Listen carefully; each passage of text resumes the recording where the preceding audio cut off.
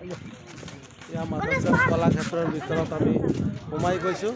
ইয়া গেটেদি সোমাই আছে এজনকে। ইয়া গেটেদি সোমাই আছে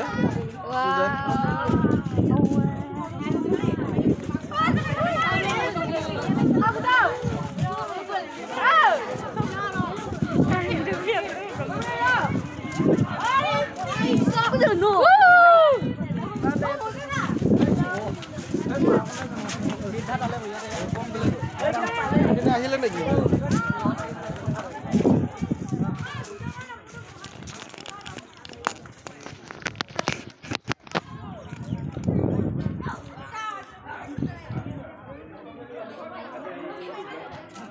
ইয়াৰ পৰিৱেশখন ইমান সুন্দৰ।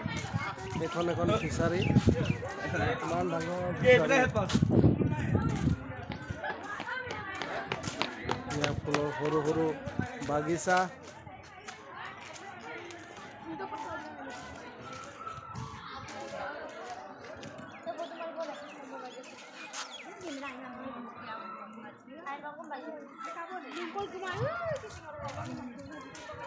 ও বন্ধু বাস আহক। সৰু সৰুকে কি সুন্দৰকে ফুলৰ হেৰি দি থৈ দিছে। চাওকচোন, মাধৱদেৱ কলাক্ষেত্ৰৰ ভিতৰৰ দৃশ্য। ইয়া আমাৰ বৰা ছাৰ, ইয়া আমাৰ বতৰাই ছাৰ আৰু ষ্টুডেণ্টো আছেই। ইয়াৰ পৰিৱেশখন আপোনালোকক সুন্দৰকৈ দেখাই আছোঁ। এয়া এখন ফিচাৰী,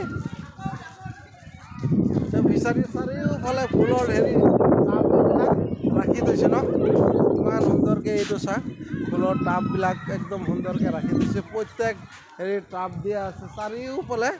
এইটো ফিচাৰী আৰু ফুলৰ সৰু বাগান এটা দেখাম, নাৰ্চাৰী ন। আপোনালোকে ভিডিঅ'টো চাই থাকক, তেতিয়া কি আছে এই মাধৱদেৱ কলাক্ষেত্ৰত এইখিনি আপোনালোকক প্ৰত্যেককে দেখাই আছোঁ। প্ৰত্যেক বস্তু এটা এটাকৈ দেখাই আছোঁ।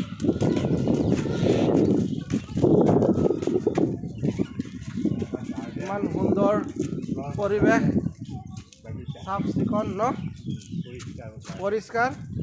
এয়া চাওক, এয়া চাওক ফুলৰ কিমান সুন্দৰকৈ ফুল লগাই থৈছে। একদম ইয়াৰ পৰা লাইন লাইন কৰি একেবাৰে সি তালৈকে চাওক, কিমান সুন্দৰ ফুল দৃশ্য। এইফালে চব নতুন নতুন বিল্ডিং হৈছে। এয়া এখন সুন্দৰ পুখুৰী বনাইছে। পুখুৰীৰ চাৰিওফালে এনেকুৱা টাব দি দিছে ফুলৰ। এইটো ডাঙৰ ডাঙৰ মাছ আছে। ইয়াত মাছটো দেখা নাই, তথাপিও পানী আছে। ইমান সুন্দৰ এটা পৰিৱেশ ইয়াৰ। আৰু আছে, আপোনালোকে ভিডিঅ'টো চাই থাকক আৰু লাইক কমেণ্ট শ্বেয়াৰ কৰিব, লগতে ফ'ল' কৰিব পেজখন। ধন্যবাদ।